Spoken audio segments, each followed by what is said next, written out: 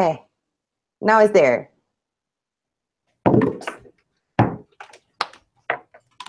Hello. Hola. Hello. Hi, can you hear me? Hi. Hi, I can't hear you. You can't? No?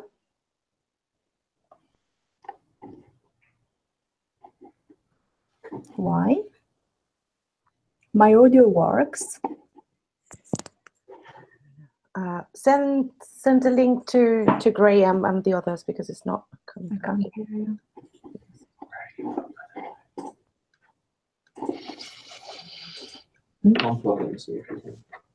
Hold on.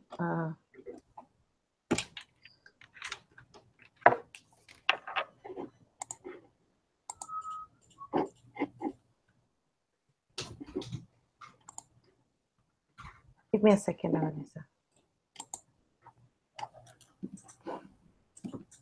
Non ti sento.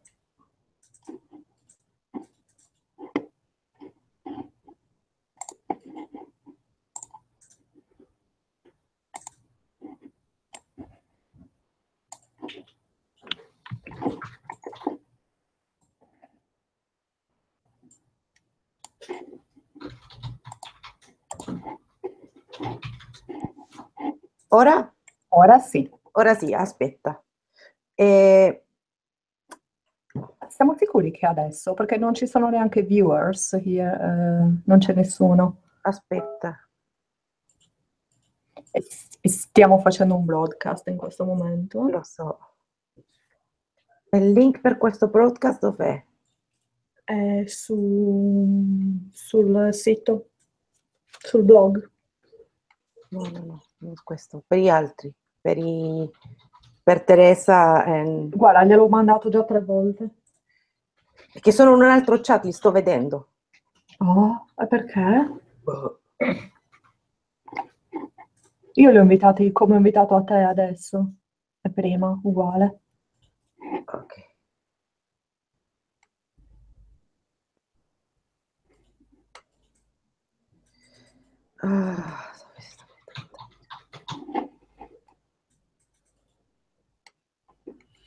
Ok, got it.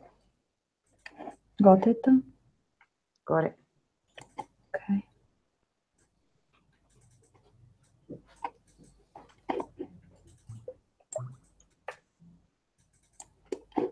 Ok, ok.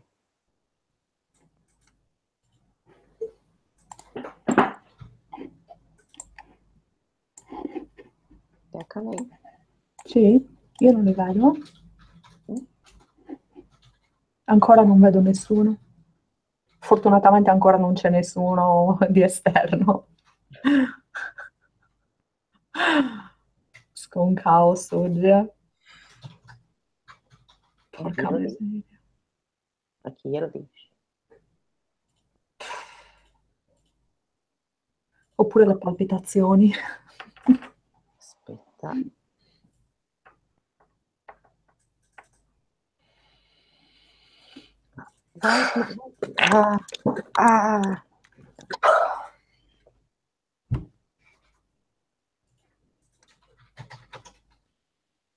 Ok. Okay. Hi, Graham. Can you hear us? Graham? Yeah. Okay. Hi. Now waiting for Ivonne and Teresa to join.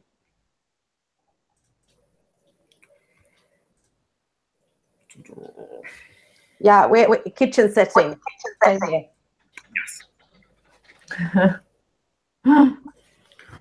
So I don't know what happened to the earlier link, but at least this one's working. Yes. There's always technical glitches with everything. I know. That's usual. Hi, Graham. We never met before. I'm Annalisa. Nice to meet you.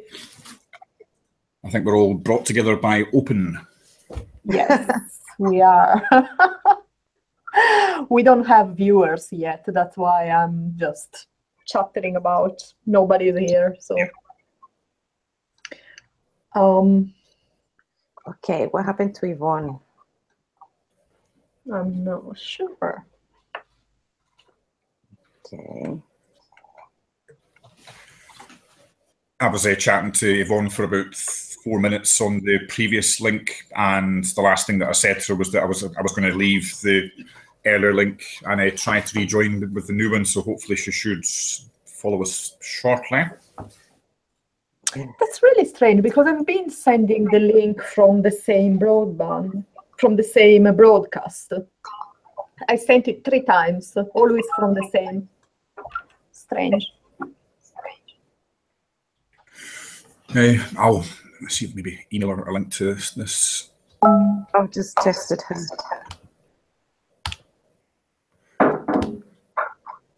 Gonna switch off my camera by the meantime.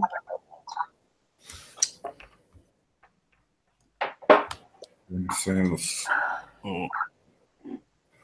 Right, we still have no viewers.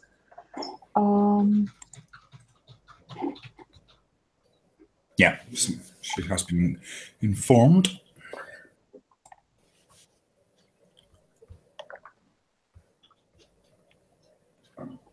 Okay, she's there. I can still see her in the other link.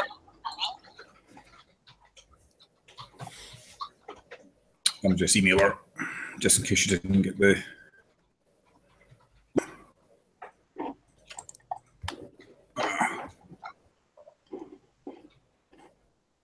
I'm gonna add her.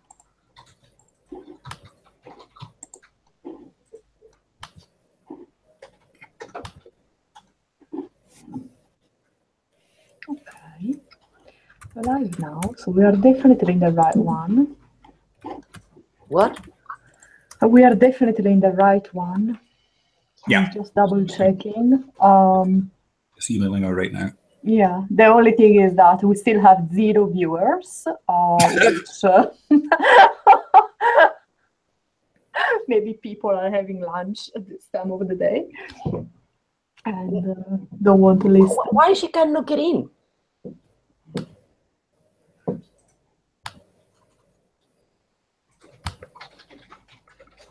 Okay, I've just sent her an email with that link just in case she didn't get.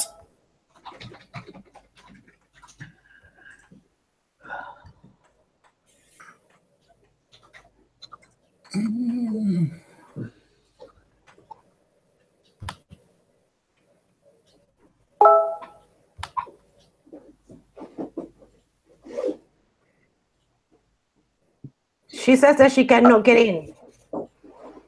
Okay, we will invite her again. Yeah. Okay, I'm going to invite her again. Give me a sec. Both of them, Ivonne.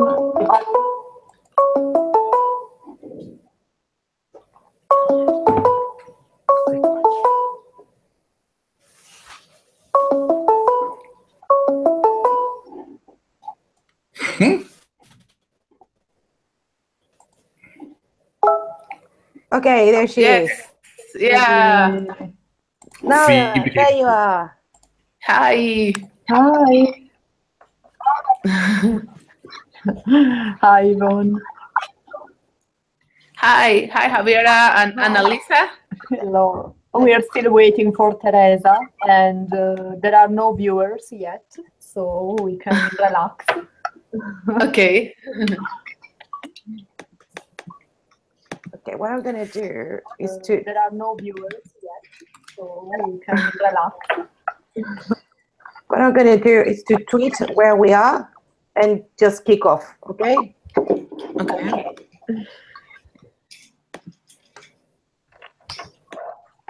And I sent the invitation again to Teresa.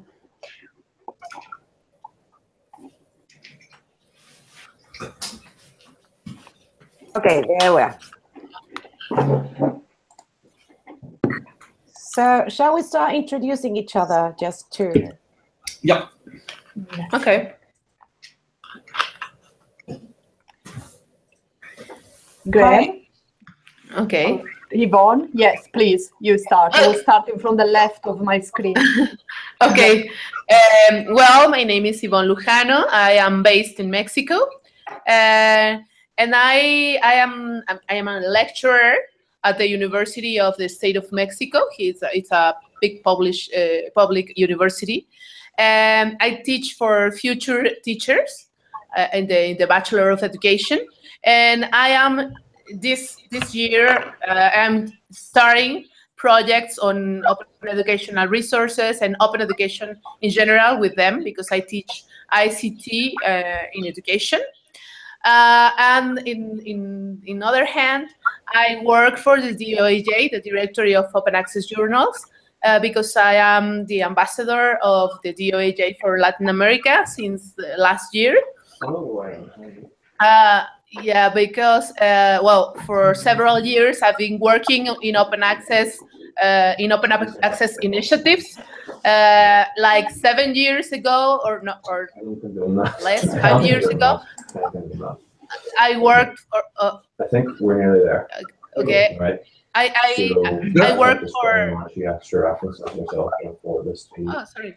But I think for the purposes of Who's that? What company?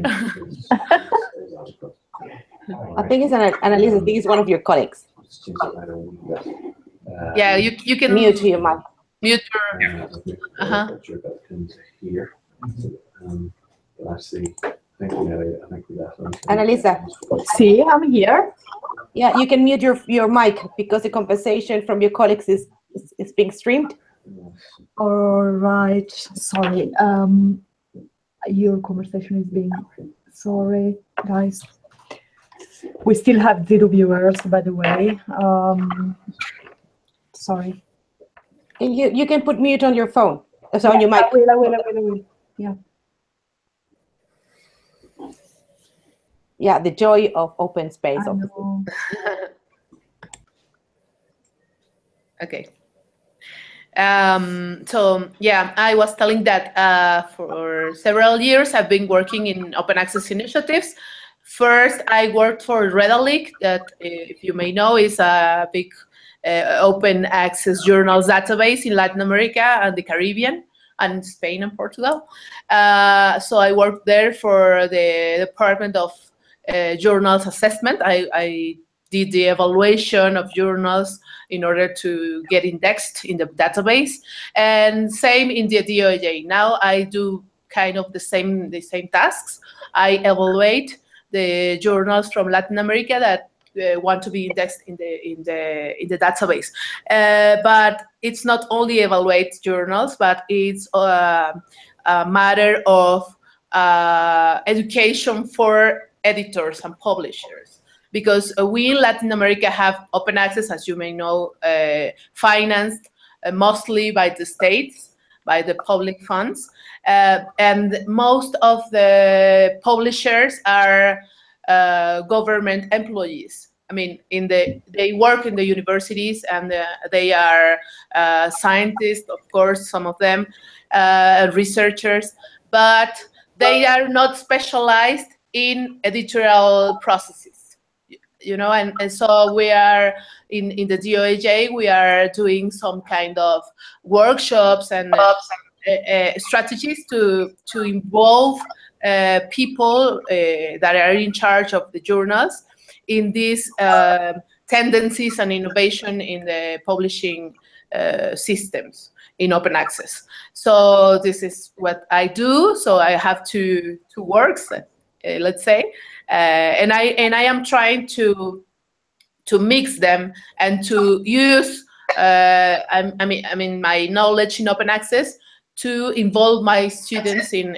education, to be in order to be more complementary tasks. So thank you, Ivonne. And that's an amazing job, and I think Latin America it's doing great in open access. So I think we basically could discuss it a bit later. Graham. Hi, my name's Graham Steele from Glasgow, Scotland. My sort of background was to open was I was involved in patient advocacy work for about 20 years, and that's when I started to study the academic research papers. And after I became aware of PubMed, I was accessing and sharing about 40 papers per month, but everything was paywalled. So I was just email the author to say, I would like a link to, I would like your full paper. And I sent out about 1,500 requests, and about 90% gave me their paywalled PDF, or should I say copyrighted PDF.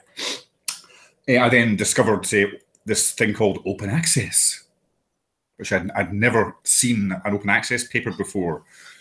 And it turned out to be Public Library of Science paper. I thought, this is fantastic for a patient advocate.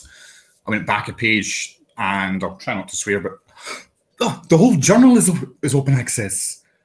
And then I discovered there was this alternative to traditional publishing being open access. So this is about 10 years ago. And yeah, so I discovered open access. I then found out about open science, open data, open education, open knowledge foundation, etc. So currently I'm sort of self-employed. I do freelancing work, but I've been very much involved in open for about 11 years. Thank you, Graham. And in the meantime, Teresa reached us. Hello, Teresa. Hello. Welcome. Do you want to introduce yourself? Yes. Should I turn my camera on, or should I keep it off? Whatever you prefer. If you feel better without the camera, just... Okay. Okay. I've moved recently to a new apartment, so this is a bit messy still, but I can give you my image. It's okay. So I work, I'm a lawyer, and I'm a Creative Commons Portugal legal lead, and I also work on legal research and advocacy for copyright exceptions and limitations, mainly in the educational sector, with Comunia. So we work at the EU level, trying to reform the copyright system in order to have better exceptions and limitations to copyright for users, namely for educators and students. Well, I came across open access or open education more precisely when giving lectures about copyright to teachers and students, so for the educational community in Portugal. So this community had a lot of questions related with what could they do with copyrighted materials, and what were the restrictions that existed in the law that would prevent them from doing certain things for educational purposes with copyrighted materials. So I'm here, so I'm actually in this panel, and I might not be the person that is working more with open access and open education in the traditional sense, because my position as a lawyer is, and as a lawyer working with these issues, has been, trying to teach how could you, when materials that were released with open licenses for educational purposes were not enough, because I'm coming from this perspective that open education or open access is in some points is not enough. What could you do still with other materials that were not made available with open licenses? So basically, I'm the person who says, open access is great, and it's great that you are doing it, and it's not enough, because we still need more changes and more alternatives, and these changes have to come through the law and not through the practices of the educators and learners, those practices that would put materials in open access. On the other hand, I'm the person who's also advising people who want to put materials on open access and who want to incorporate copyrighted materials in their own materials that they want to license. I'm the person who tries to explain how could they do it still in a legal way, and I'm basically seeing, because I've done comparisons of educational exceptions all over Europe, I'm basically seeing that in many cases teachers are really not able to do things that they would like to do, either in the context of open education or outside of the context of open education, just for educational purposes. And I'm the person who is basically doing research and trying to advocate for better exceptions to copyright for educational purposes, so that we can have more materials in open access, of course, but also in general, so that teachers and learners have more rights to use copyrighted materials, because sometimes there are things that you want to use that won't be in open access. So basically, we also need those other rules that would allow you to use copyrighted materials that are not licensed. They are not in open access. Thank you, Teresa. I'm gonna put my camera for a second. Hi everyone. I'm really glad to see you all here. I have one question for the three of you. Which are the current problems that you think education is facing because of paywalls? So what would be your suggestions for educators to start embracing open access, because they may have faced one or two issues, and which are the ways to overcome these problems?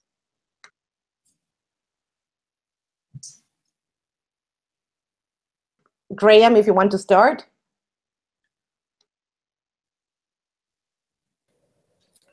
Graham, you're muted. Yeah. Am I unmuted now? Yes?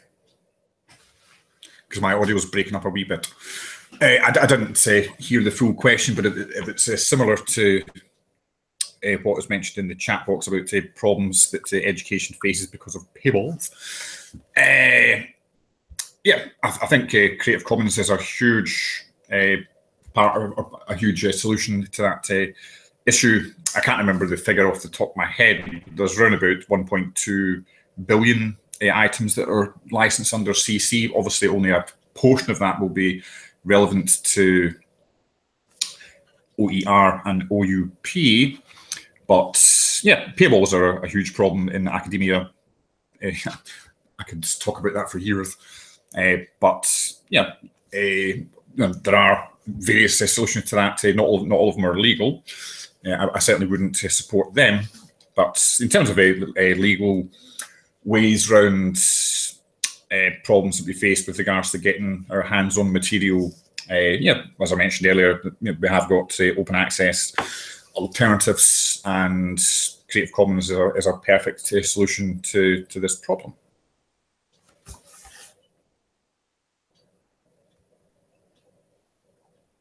Ivonne?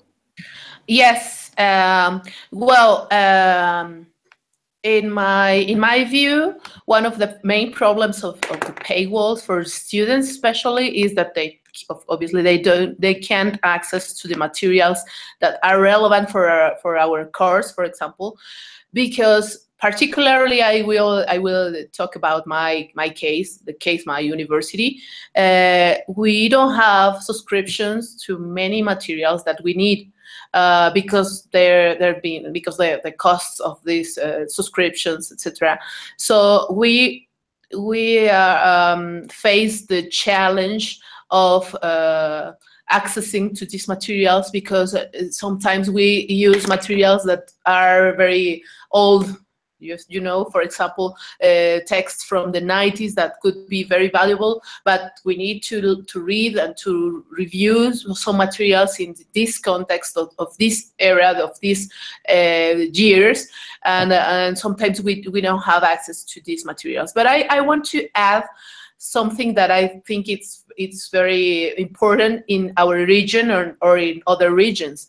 That is that in Latin America we have open access, as you know, to more than 90% of the scientific output that is made in Latin America, and we use that. For example, platforms like Redalic and Cielo, especially Cielo in Latin America, are very important because they are open access, and we can access to the articles and papers that have been published in recent years.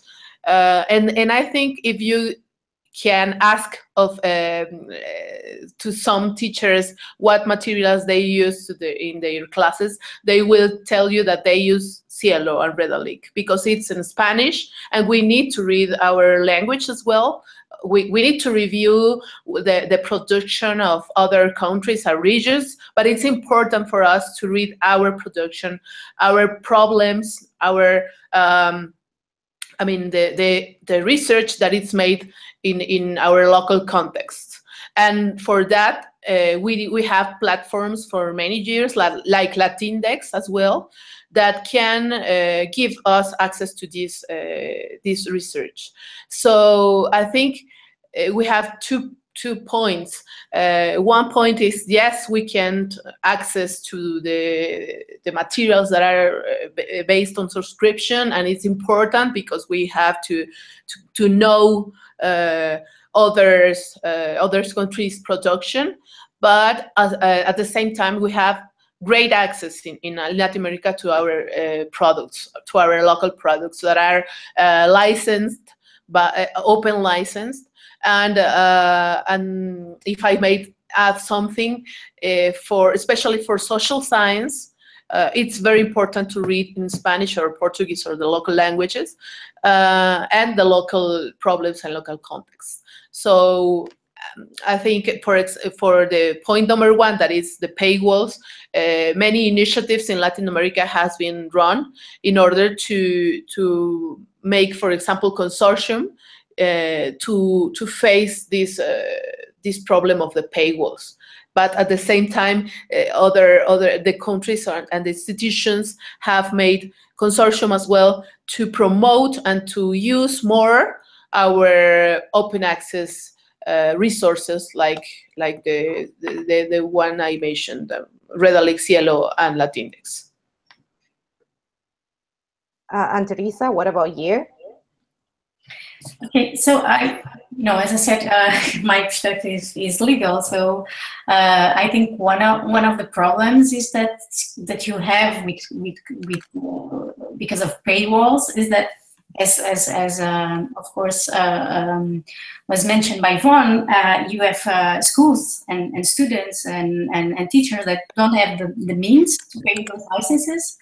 And actually, we have a study in Europe from 2016 that said that a study that tried to analyze the obstacles faced by teachers and students, copyright-related obstacles, and one of the things that was mentioned by those that were interviewed for this European study that was commissioned by the European Commission was that. One of the problems mentioned was that that person or its school, his or her school, was not able to pay for the licenses that were needed to access to certain materials. And the number of interviews that pointed out to that problem of the cost of the licenses or of not having the means, the financial means to pay for those licenses was around 30% or more than 30%. So more than 30% of those interviewed for this study mentioned that not having the means to pay for those licenses was the main copyright-related obstacle that they faced when trying to do their job, which is teaching or learning if you are a student. Another thing, and I think normally people don't think this very from a very legal perspective, but I think it's important to mention that when you do have these paywalls, you have to think that some people will still access the materials in an illegal way. So they will infringe copyright because they want that knowledge, they need that knowledge. And so what you are creating is infringers, and in many countries you are creating criminals. So when you have these paywalls and people won't respect those paywalls because having that knowledge is more important than infringing copyright or infringing the licenses, people will end up committing acts that will be considered criminal acts. And you might think that maybe in Portugal and other countries in Europe, you will not really face criminal charges because no one cares so much about what you do for educational purposes. And I think that's the case in Portugal. I know for sure that daily in the daily lives of teachers and students, some dozens of criminal acts related with copyright are committed, and no one does anything about it. But then you also have those cases that come up from other countries, and we have a recent case in South America where because of these acts you had people, students and teachers facing criminal charges. So yeah, I think this is when you think about criminal law, that's the maximum you can go, and the worst that you can put a person, the worst situation you can put a person in is having to face criminal charges because of accessing copyrighted content for educational purposes. Thank you, Teresa. And I think some things are coming up very quickly in our brains and in the background channel, and about when copyright law gets into criminal law. We all know, and the case of Diego Gomez. Yes. Diego is a Colombian researcher who's facing jail for sharing a master's dissertation. It's a loophole because the author of the master's dissertations keeps suing him, and it's a non-stop thing. We really hope that Diego clears out his situation very soon. But this is what it means, that sometimes you don't think it may happen to you, but sometimes you can be at the wrong time, at the wrong place, doing the sort of wrong thing of sharing someone else's work without the intention of making money out of it, and suddenly you may end up in jail or like facing jail, which is something that we don't wish to people for sharing. So please, we need to remember that sharing is not a crime. But also there is another thing that came up. When we were talking about Cielo, and they were mentioning Cielo, there is sometimes a campaign around the main publishers of the big publishers against open access portals. We have the case a few years ago when Mr. Bell decided to call Cielo a favela, which was absolutely outrageous. So how do we as a community can make sure that we can fight that discourse? We can, because it's quite intimidating to go to certain conferences and having Elsevier and Sage and other big publishers saying, oh, what we do is right, what we do is wrong. How we as a community can get strategies to fight this discourse. So I think we start with Graham. Thank you. Just see.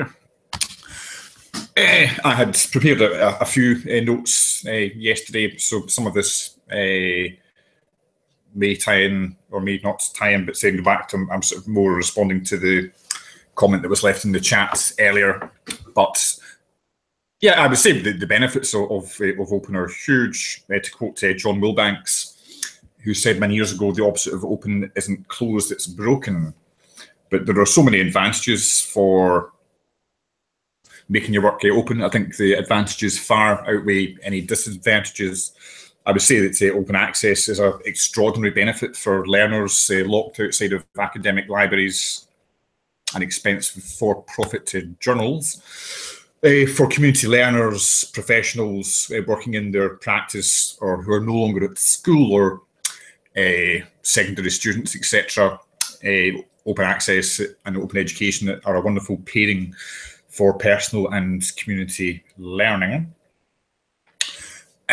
But yeah, the advantages of work being open, you get more citations, you get more views, people can actually read it. because one of the sort of unmentioned entities is that people, get a research paper published and they think that's it. But do you actually ask these people, has anybody actually read your paper? Do you actually care? But I would say that, in terms of publishing generally, there's been a lot of movement over the last 10, 20 years that probably will take another 10, 15 or so before we reach maximum open. But I have got my own views with regards to large academic publishers. I'm not the only person in that space, but they'll continue to be dominant. But the growth of open access continues to grow every single year. So that's my sort of brief response to that.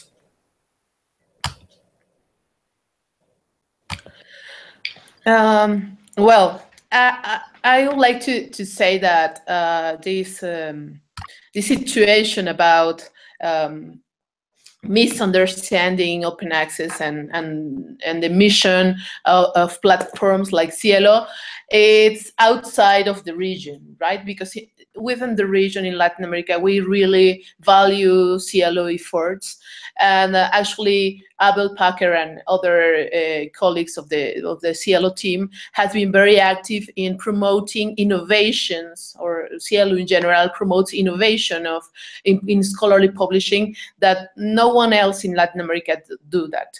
And I think one of the arguments that we use in Latin America to support and to push Cielo is that the costs of publishing are reduced using this kind of platforms and these initiatives.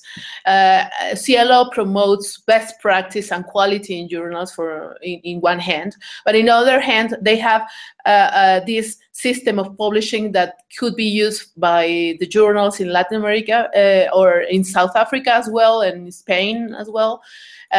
With costs really low. So I think we need to make more visible these advantages that we have with these platforms. And another thing that they are doing is that they are promoting also innovations for the region, like preprints. They actually next year will launch their preprints portal. I have give some workshops in Latin America, and I have talked about this, and it's very remarkable how this leadership in the region are really valuable by the publishers, because in general in Latin America we don't know what are preprints and what for, and Cielo is in charge, is now leading this discussion in the region. So I think we have a lot of advantages of having these platforms, as well Latindex, that is the first index in Latin America, recently changed their criteria to index journals, and they are very, very clear in pushing journals to adopt best practice, to improve quality of journals, and to reduce this kind of situations where we are judged by others, like the person you mentioned, for being open, right? And by the way, in a recent event, Abel Packer from Cielo, talking in the name of his team, they say that, well, Cielo considered this person a persona non grata, because he stated this thing about the favela. So I think we need to get more involved in pushing these initiatives, because they are really leading the innovation in the region.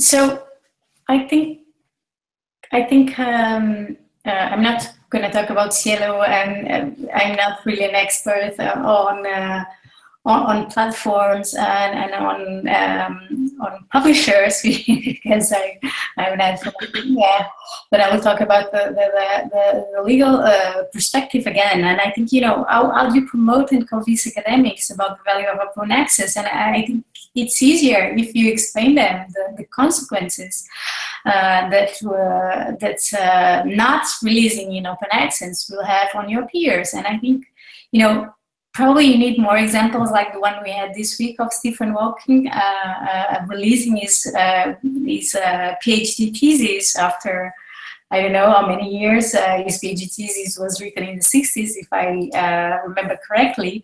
So he's now releasing it, and I think it's important for academics, for the academia and researchers to have these kind of examples of people that really explain you that it's kind of an ethical or even moral obligation, if it's not just because of the legal consequences, but from an ethical point of view, it should be an obligation of every researcher to provide access to his fellow researchers, his or her fellow researchers, to the knowledge that he or she is creating. So I think, I don't know, I think it should be shouldn't be so difficult to explain the value of open access to people that work with knowledge and that they themselves want to have access to knowledge.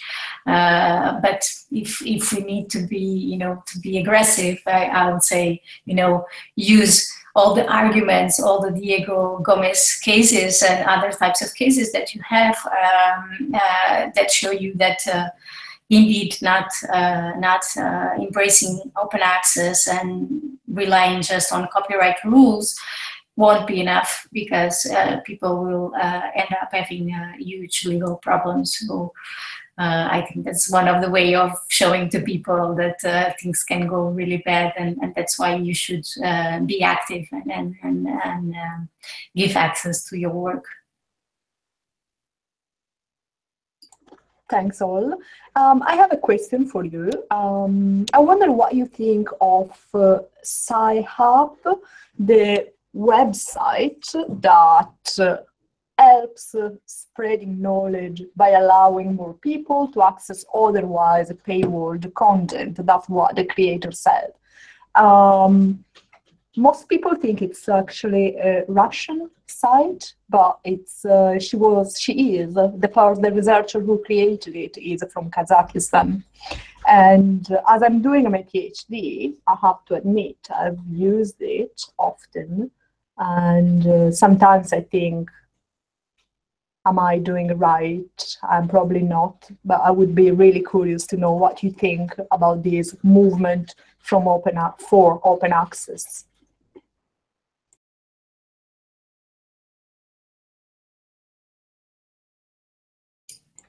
Well, on a side note about Sci-Hub, I think we all must acknowledge that they're giving a good service, even though it may not be legal. But well, I've been bound home for a few months after an incident.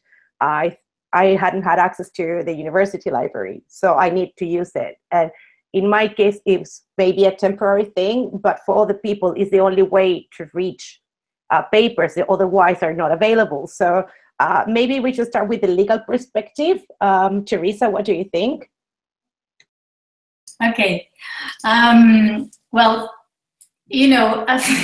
from a legal perspective, what can I say? This couldn't be more illegal, of course, and we know that. But I would rather speak from a citizen's perspective, which is, we have been advocating for the changes of copyright rules for many, many years. We are right now trying to reform those rules in Europe, and I don't think we'll get to the point where the educational community needs to be, which is a point where you have the access and free access to knowledge that you need. So you know, when lawyers can't do anything for you, when judges can't do anything for you because the laws won't allow you to, I think you know, speaking not from a lawyer's perspective, because from this perspective I would need to advise you not to do this sort of things, but you know, from a citizen's perspective, sometimes you need to be a rebel, and you need to engage in civil disobedience. And I think, you know, if I see the value of this for in the context of a reform of the laws, is that one of the problems that we have when we are trying to advocate for better laws for education is that the educational community is not involved in those discussions. So we don't have the voice of educators, of researchers on this legal battle. And I think, you know, if and people are not involved because, you know, talking about laws is boring, and because you have so many other things to do, you just don't want to be there advocating for better laws for education. And I can understand that to a certain point, but one of the things that I say when I go and give lectures and conferences to educators is, you know, you need to keep doing illegal things, but you also need to raise your voice to say that you are doing those illegal things because the law doesn't allow you to do those things legally. So I think things like the Sky Hub might be, you know, from this advocacy point of view, might be a tool and an example that we can use in our advocacy for better laws, because you do have researchers and academics using it, and if they voice, if they come up and say, look, we are using this indeed, and like you know, we have more and more examples of people saying, or at least we have data on the number of users. I think this could be really helpful. Now, honestly speaking, I think this could be helpful for to support our case that we do need better laws for education. So, you know, I'm not speaking as a lawyer, but definitely as a civilian and as an advocate for better laws, I would say this is good, or this could be helpful. But it has its dangers, and people are really people that are organizing this and putting this up online and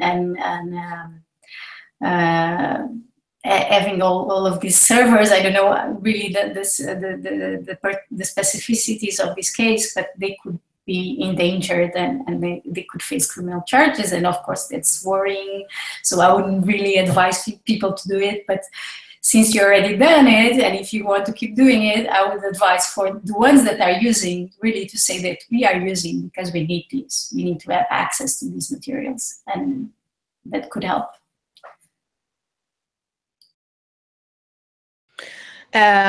Well, I agree with Teresa, because well, let's be honest. We need papers, and we have this opportunity when you are working with your research, etc. You use it. I have used it as well, because it's very easy, because it's fast, etc. So this shows that the need is there. We are doing a better research if we have access to these materials. So Sci-Hub, I think, that has put in the discussion that we need to review the way we as authors give the copyright to publishers. Because if things could be different, if we could post prints, for example, or have the opportunity to put the article in some repository or other ways that legally are accepted, and that this could be different. So I think this situation is more like a red light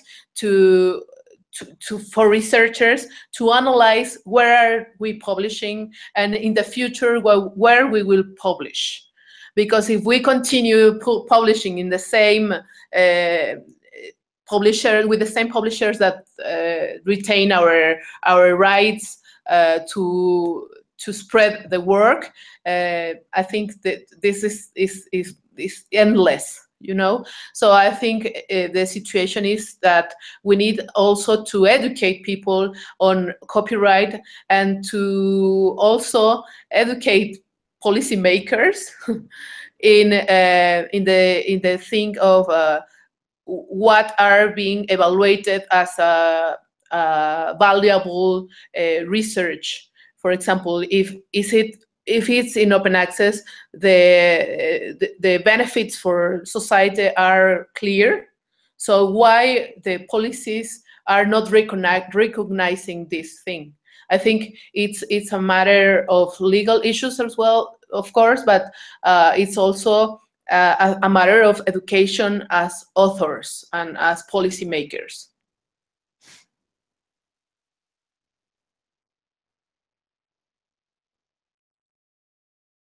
And I think, Graham, it's your turn.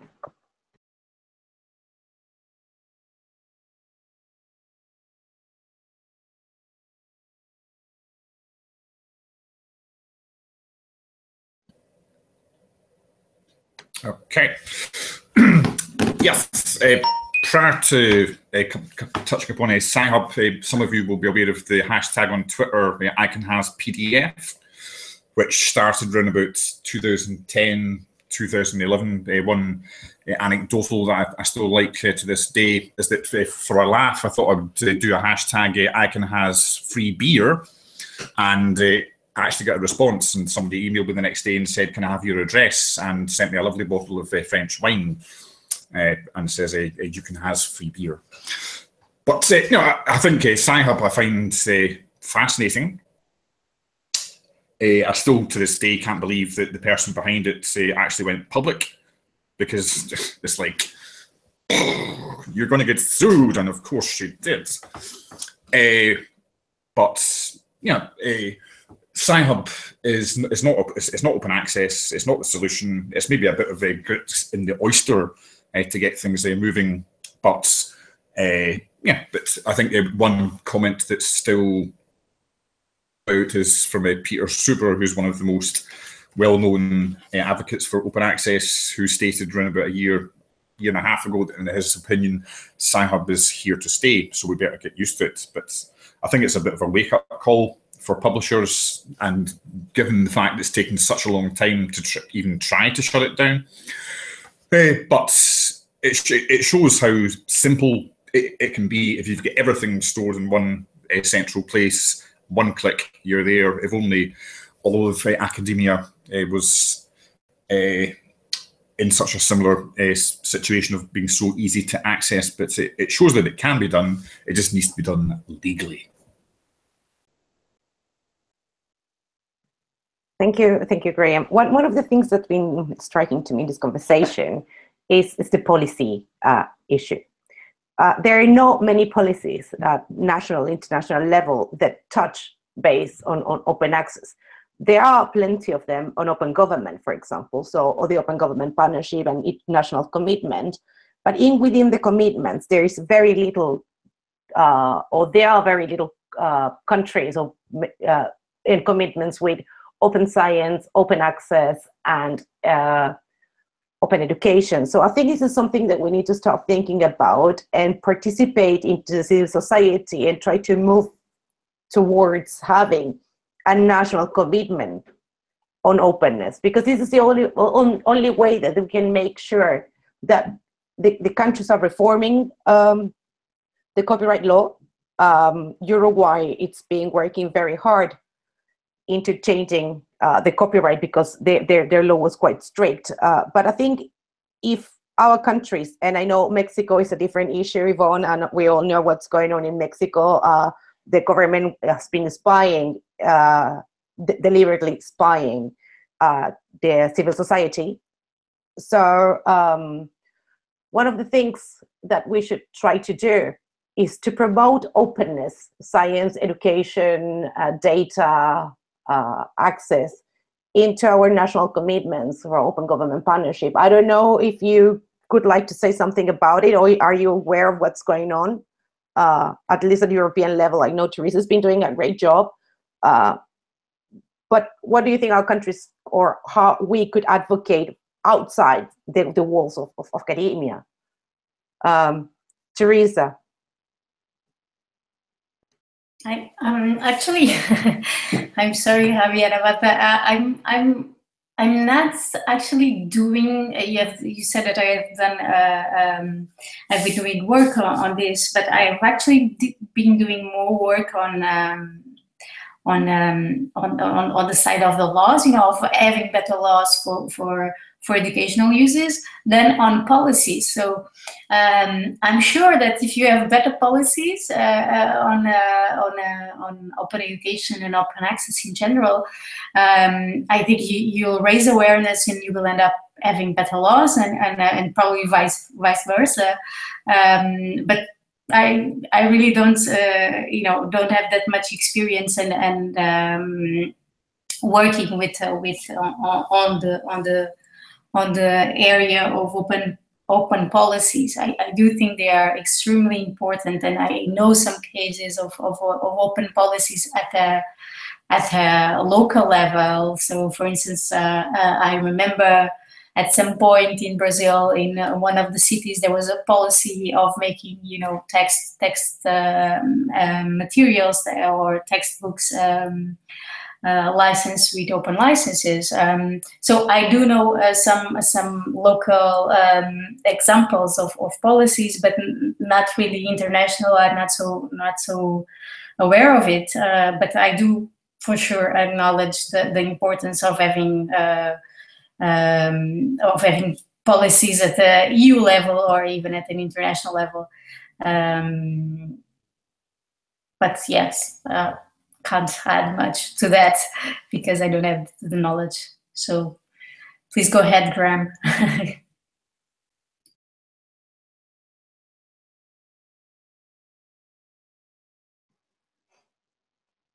We're just waiting for Graham. There has a little delay on the communications. I think you're there. You need to unmute your mic.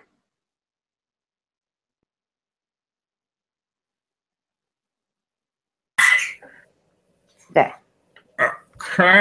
Again, sorry for the delay.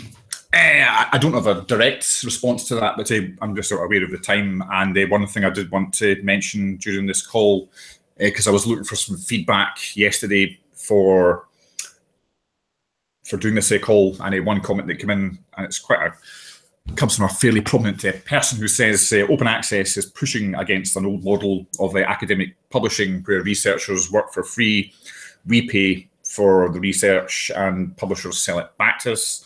But shifting open access is also about changing culture around teacher tenure, prestige and career advancement. There are moral arguments behind both, but these issues, the issues are very different. Open access and open educational resources are also facing different kinds of systematic change problems. OER is about market transformation, about changing who makes educational materials, how they're made, who pays for them, and how they're updated. And that comes from the Chief Executive of Creative Commons, Ryan Merkley.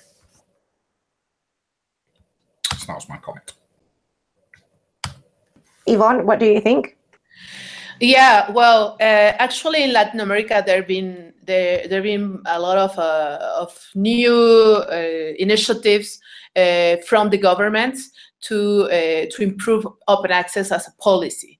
The case of Argentina, Peru, and Mexico are very important because their laws were reformed.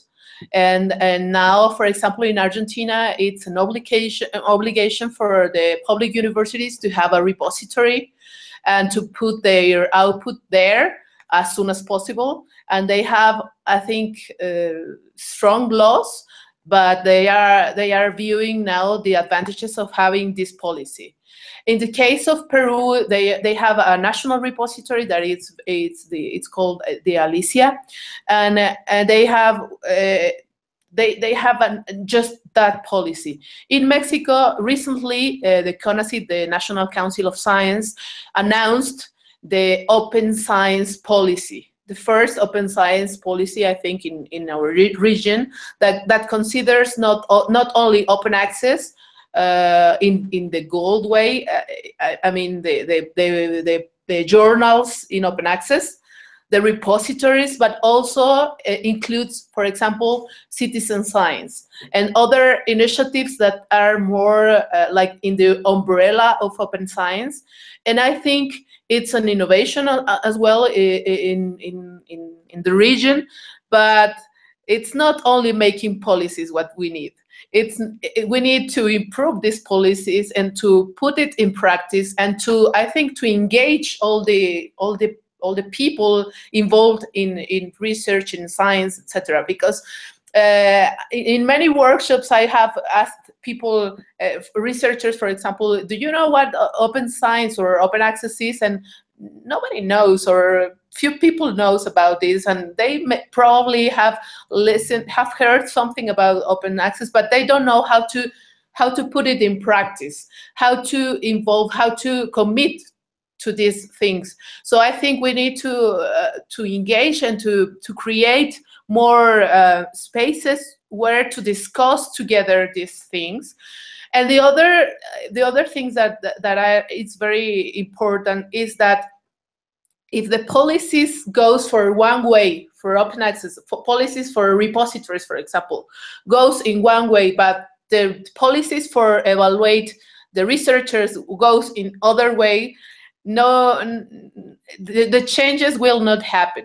For example, if researchers continue being evaluated if they publish in a journal with high impact factor that are not open access, people will not publish in open access journals. So unfortunately, it's like that. Policies control the conduct of researchers. So if my salary will increase if I publish in a high impact factor journal, but will not increase if I publish in a repository, sorry, but this will not work. So I think policies need to be reviewed, and they need to be coordinated to really push openness in all different areas.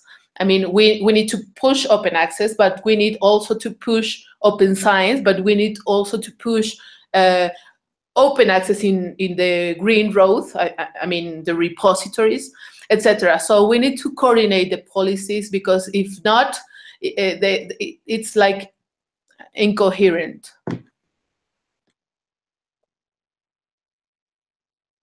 Well, that's my opinion, and I will add that in Latin America, countries like Brazil, for example, they don't have officially an open access policy, but they have a lot of initiatives, and they have a history on pushing, for example, their journals.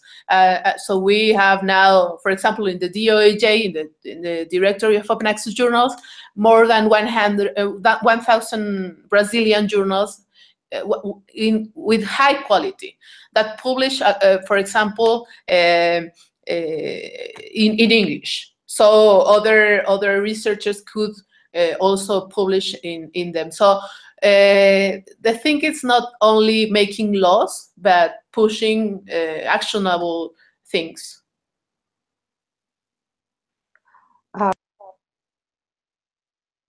Thank you, Yvonne. That's been great. We had a little mismatch with the time zones.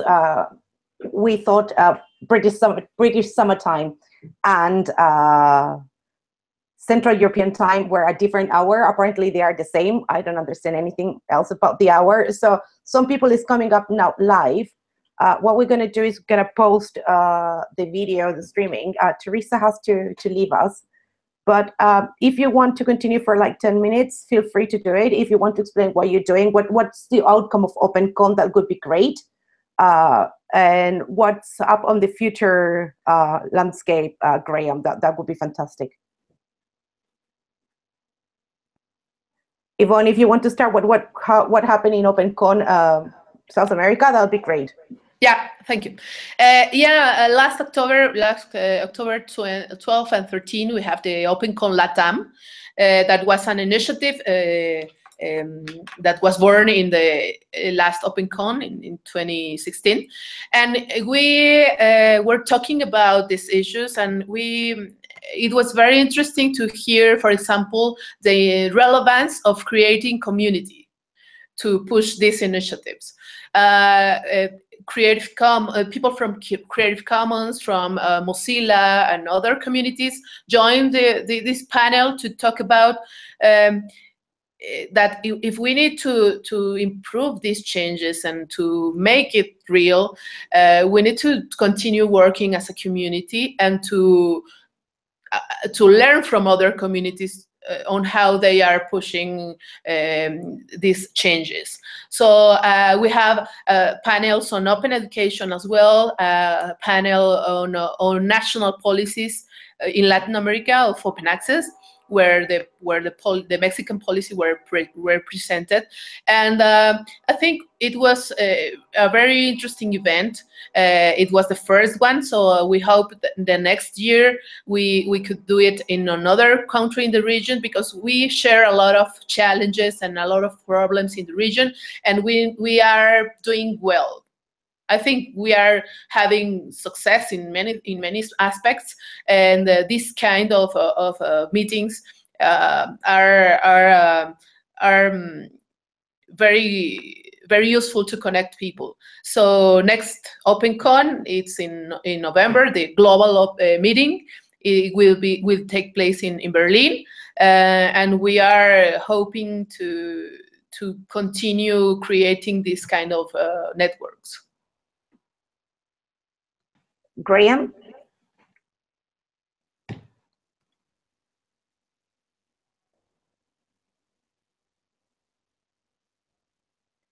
We have a slight delay with. There he is. Sorry, what was the question again, please? No, what are the future events? What are the things that are coming up on the future on your side? Which are the events that people should attend? Sorry, what was the question again, please? No, what are the future events? What are the things that are coming up on the future on your side? Which are the events that people should attend?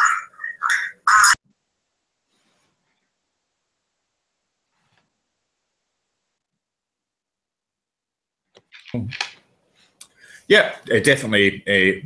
OpenCon, as I mentioned just there, OpenCon continues to grow massively, and it's an extremely popular place to go. I was actually hoping to be involved in filming it this year and last year, but didn't get it. But yeah, I am a huge fan of live streaming of events generally, and thankfully the whole thing will be streamed. So that's really the next big thing on my agenda.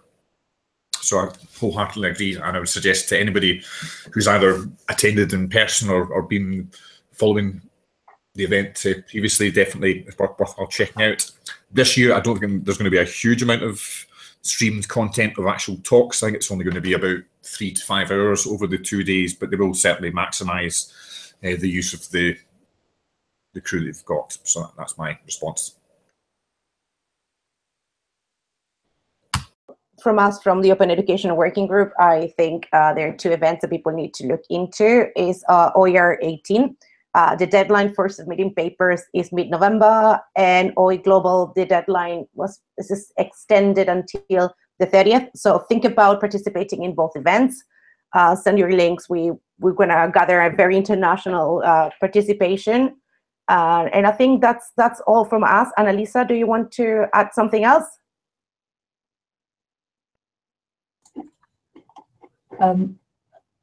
Can you hear me? Yes, I believe you can. No, I would like just to thank you.